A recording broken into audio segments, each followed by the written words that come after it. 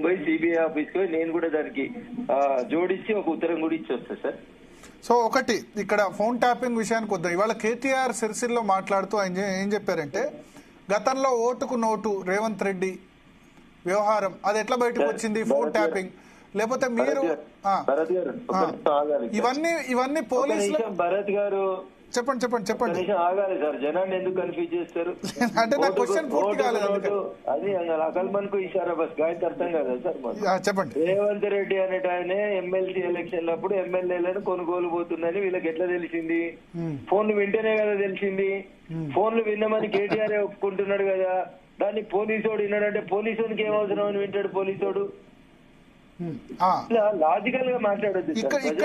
ఇక్కడ ఆయన ఏం చెప్పారంటే, మేము ప్రభుత్వాన్ని కూలగొడితే కూడా చూస్తూ కూర్చోవాలా, అది వాళ్ళు ఎక్కడి నుంచి పట్టుకొచ్చారు సమాచారం అనేది మాకు అనవసరం, పోలీసులు మాకు ఇన్ఫర్మేషన్ ఇచ్చారు ప్రభుత్వాన్ని కూలగొచ్చారు, ఆ సమాచారం ఎట్లా తీసుకోవాలనేది మాకు సంబంధం లేదని ఆయన అన్నారు స్పెసిఫిక్ గా. భరత్ గారు, మీకు కామా ఎడబెట్టాలో పుల్ స్టాప్ ఎడబెట్టాలో మీకు నచ్చిన కాడ పెట్టుకుంటే కుదరదు సార్. సెంటెన్స్ మొత్తం చదవాలి సార్. నేను ఒక మాట అడుగుతున్నా, 2015లో ఓటుకు నోటు కేసులో పట్టపగలు దొరికిండు రేవంత్ రెడ్డి కేటీఆర్ గారి భాషలో. 10 ఏళ్ళు మీరే అధికారంలో ఉన్నారు కదా, ఎందుకు మరి ఉరేయలేదు? ఎందుకు ట్రయల్ నడిపేయలేదు? ఎందుకు కోర్టులకు ఆయన స్టే తెచ్చుకుంటే స్టేలు ఎందుకు వెకెట్ చేయలేదు? విచారణ ఎందుకు పూర్తి చేయలేదు 10 ఏళ్ళు? ఇది ప్రజలు అడుగుతున్నటువంటి ప్రశ్న సార్. ఇప్పుడు నేను మాట్లాడితే మీకు బాధ అనిపిస్తుంది, ప్యానెల్ ఉన్న మా పెద్దలకు కోపం వస్తుంది, కానీ ఇది ఒక బీజేపీ నాయకుని కాదు, కామన్ మ్యాన్ గా నా ప్రశ్న. దీనికి సమాధానం చెప్పుండ్రి, తీసుకొని సజ్జనార్ సార్ తీసుకొని చెప్పమనుండ్రి. నేను 3 నెలలలో ఈ కేసు విచారణ పూర్తి చేస్తా అని చెప్పాను సజ్జనార్ గారిని.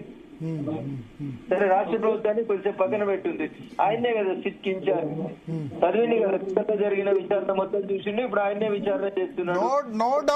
నో డౌట్ పొలిటికల్ వాళ్ళు రాజకీయంలో ఇప్పుడు అధికారంలో ఉన్న పార్టీ వాళ్ళ స్వప్రయోజనాల కోసం దీన్ని యూజ్ చేసుకుంటుంది. వాళ్ళకి ఎలక్షన్ వచ్చినప్పుడు లేకపోతే డైవర్షన్ టాక్టిక్స్, దాని గురించి మీరు అంగీకరించకుండా ఇప్పుడు మీ మంత్రుల మధ్య గొడవ కాబట్టి ఇప్పుడు ఇష్యూ తీసుకొచ్చారు, నైనిక్ ఇష్యూ ఉంది కాబట్టి దీన్ని తీసుకొని వచ్చారు. అది నో డౌట్. వదిలేసి మమ్మల్ని అంటారు ఏంటండి, మేము ఇప్పుడు ఎలక్షన్స్ కోసం మేము యూజ్ చేసుకుంటున్నామని మమ్మల్ని అనడం అది కరెక్ట్. మీరు 2 సంవత్సరాలు ఏం చేశారని 2 టర్మ్స్ గవర్నమెంట్ లా అది ఫ్యామిలీ మెంబర్స్ కానివ్వండి, పెద్ద స్థాయి వాళ్ళు కానివ్వండి, ఫ్యామిలీ మెంబర్స్ ఇన్వాల్వ్ లేకుంటే పెద్ద స్థాయి ఏ ఆఫీసర్ కూడా ఆ ట్యాపింగ్ కు ఆర్డర్ ఇవ్వడు. ఆ వాళ్ళని వదిలేసి ఈ రోజు ఎలక్షన్స్ కోసము మేము దీన్ని వాడుకుంటున్నాము అనడం మాత్రం అది ఎంత మాత్రం కరెక్ట్ కాదు. ఒక్క నిమిషం, మీ వాయిస్ కి వచ్చే ప్రాబ్లం ఉంది. రఘునందన్ రావు గారి దగ్గర అడిగి మళ్ళీ వస్తాను. రఘునందన్ రావు గారు చెప్పండి సార్. రఘునందన్ రావు గారు, ఒకటి ఇప్పుడు 3 months లో మీరు అన్నట్టు సాధ్యమే ఇన్వెస్టిగేషన్ కంప్లీట్ చేయడం? దేశంలో జరిగినటువంటి పెద్ద పెద్ద కేసులలో కూడా ఇండియన్ పీనల్ కోడ్ ఏం చెప్తుందంటే 90 రోజులలో కేసు ఇన్వెస్టిగేషన్ పూర్తి చేసి ఛార్జ్ షీట్ ఫైల్ చేయాలని చెప్తారు. అదే చేయమని అడుగుతున్నా. లేదు, సజ్జనార్ గారి నుంచి చెప్పమని, ఇది చాలా పెద్ద కేసు, ఇది మేము కొండని తవ్వుతా ఉన్నాం, కొండని తవ్వి ఎలకలు పట్టడానికి మాకు ఇంకో 6 నెలలు పడుతుంది చెప్పమని, we will wait till that date. కానీ సిట్ 1 అయిపోయింది, సిట్ 2 అయిపోతుంది, రేపు సిట్ 3 రాదని మీరు గ్యారంటీ ఇస్తారా? సజ్జనార్ గారు ఇస్తారా? ఇది నాకున్న అనుమానం అంతే సార్. ఇంకోటి ఏంటంటే వాళ్ళు బీఆర్ఎస్ రేజ్ చేస్తుంది అంటే ఇండియన్ టెలిగ్రాఫ్ యాక్ట్ ప్రకారం ఆ ఫోన్ ట్యాపింగ్ అన్నది అన్ని ప్రభుత్వాలు చేస్తున్నాయి. కేంద్ర ప్రభుత్వం పెగాసస్ చేసింది, అంతకుముందున్న రాష్ట్ర ప్రభుత్వాలు చేస్తుంది. దీనిలో ఏదో ఉందని ఎందుకు ఇంత బురద చల్లుతున్నారో అంటున్నారు వాళ్ళు. ఇప్పుడు నేను అడ్వకేట్ గా మాట్లాడలేను ఈ కేసులో, ఎందుకంటే ఐ హావ్ సర్టెన్ లిమిటేషన్స్. కోర్టులో కేసులు ఉన్నాయి కాబట్టి నేను ఇంతకంటే ఎక్కువ మాట్లాడలేను. నా రిక్వెస్ట్ ఏంటంటే దీన్ని పార్టీల కోణంలో చూడడం మానేసి, కవిత చెప్పినట్టు వ్యక్తుల వ్యక్తిగత జీవితాలకి, ఆఖరికి ఇంటి అల్లుని ఫోన్ కూడా విన్నారు అని ఆమె చెప్పింది. మీరు అంటూరు ఇలా కేటీఆర్ గారు సిరిసిల్లలో మాట్లాడి రేవంత్ రెడ్డి పట్టపగలు పైసలు తీసుకుపోయాడు అనేది పోలీసు మాకు చెప్తే తెలిసింది. పోలీసులకి రేవంత్ రెడ్డి ఫోన్ ఇవ్వమని చెప్పింది ఎవరు? అది కదా ప్రశ్న, బేసిక్ ప్రశ్న. మీరు పునాది మర్చిపోయి గాలిలో మెడల్ కడితే ఎట్లా సార్? పునాదికి సమాధానం చూడండి. అంటే ఈ హిమ్సెల్ఫ్ అడ్మిటెడ్, మేము ట్యాపింగ్ చేసామని ఆయన అడ్మిట్ చేస్తున్నాడు. అంటే ఇంటెలిజెన్స్ కు రకరకాల సోర్సెస్ ఉంటాయి, ఫోన్ వినడమా, ట్యాపింగ్ అవన్నీ మాకు అనవసరం అని అంటారు. భారత ఇంటెలిజెన్స్ నెట్వర్క్ ఎట్లా పనిచేయడానికి మాన్యువల్ ఉంది, సిసిఏ రూల్స్ ఉన్నాయి. దాంట్లో ఫోన్లు వినమని చెప్పలేదు. సంఘ విద్రోహ శక్తులు, దేశద్రోహులు. ఆయన ఎమ్మెల్యే ఆ రోజు రేవంత్ రెడ్డి గారు 2015లో తెలంగాణ రాష్ట్ర శాసనసభలో ఒక ఎమ్మెల్యే ఫోన్ ఎట్లుంటారు సార్? ఎవడైనా పోలీసు ఒకవేళ ఎమ్మెల్యే ప్రభుత్వాన్ని అస్థిరపరిచి కూలగొట్టాలి అని చూస్తే కనుక మీకు ఎట్లా తెలిసింది?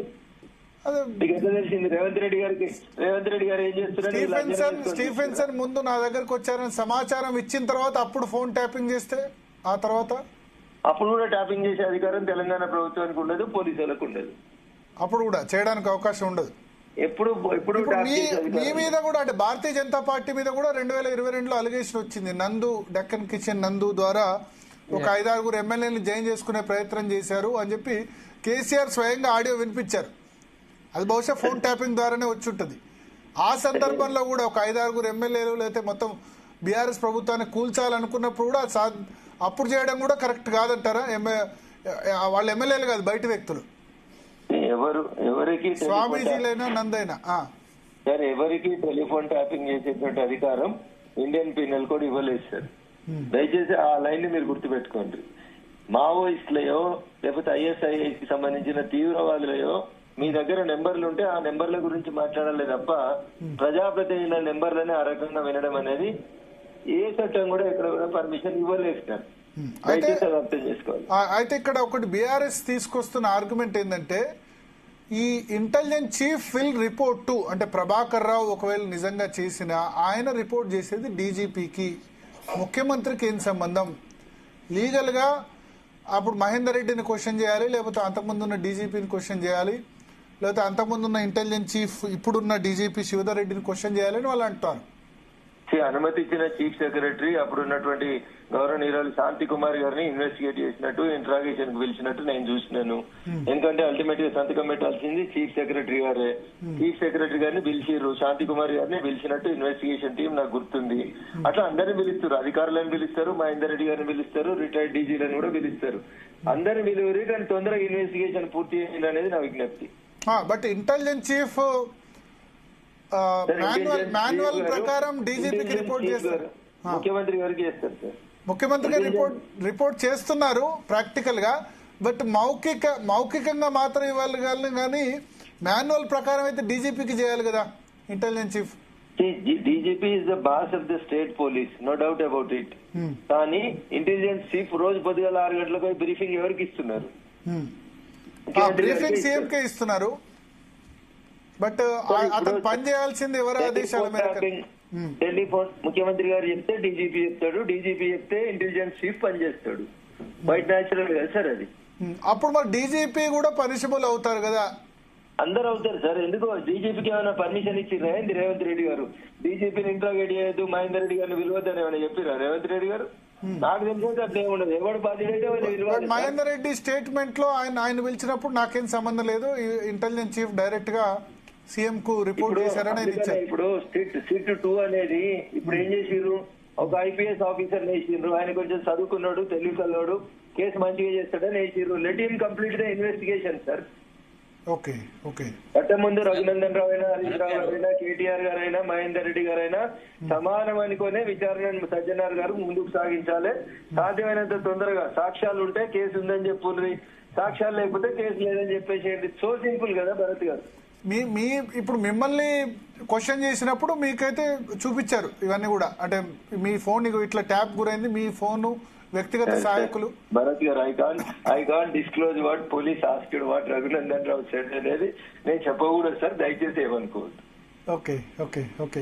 భరత్ గారు, శరత్ గారు చెప్పండి. ఇప్పుడు దేర్ ఆర్ 2 థింగ్స్. క్రాంతి కొన్ని ప్రశ్నలు అడిగినాడు కదా, ఒక్క నిమిషం. రఘునందన్ రావు గారు మీరు ఏమైనా అడగాలనుకుంటారా? ఎందుకంటే రఘునందన్ రావు గారు రఘునందన్ రావు గారు కరెక్టే చెప్పారు. అంటే సార్ యాక్చువల్లీ సెక్షన్